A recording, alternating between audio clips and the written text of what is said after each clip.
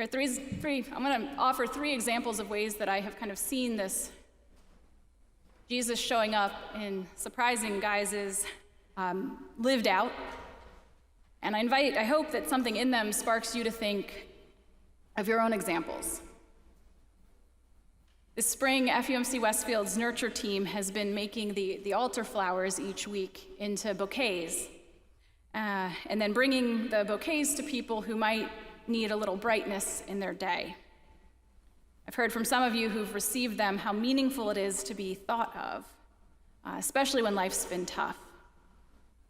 A few flowers are a concrete expression of care and of presence and of not being alone.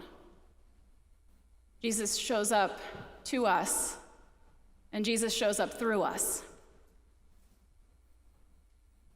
Another example, on Ash Wednesday this year, we offered ashes in the lobby as Wesley Hall was doing their pickup at the end of the day, and a family with 2 boys came in to have ashes imposed on their foreheads.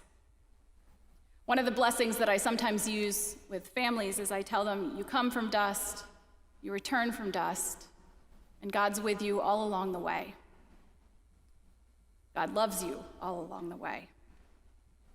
And after I said these words to them, the younger boy noticed that I myself didn't have any of those ashes on me, marking those things.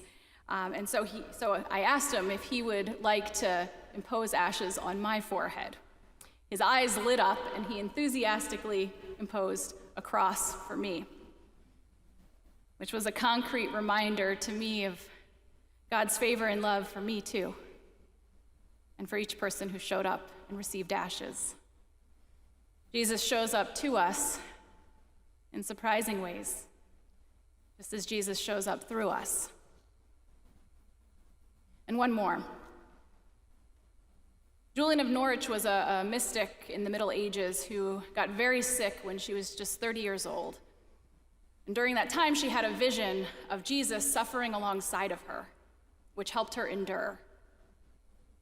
I was thinking about Julian recently when I heard from a friend that her aunt had had an unexplained breathing issue. She was scared, struggling to breathe. She called 911.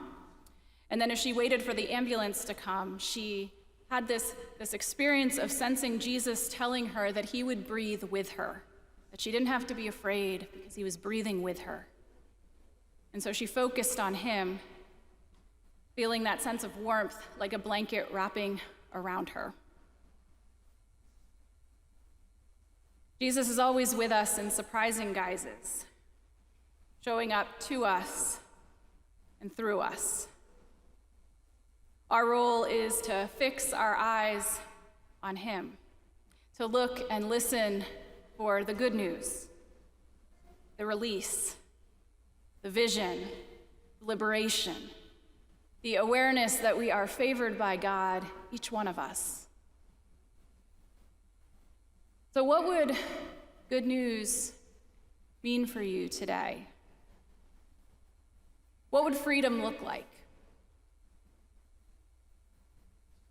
What would it feel like to accept that God favors you as you are right now?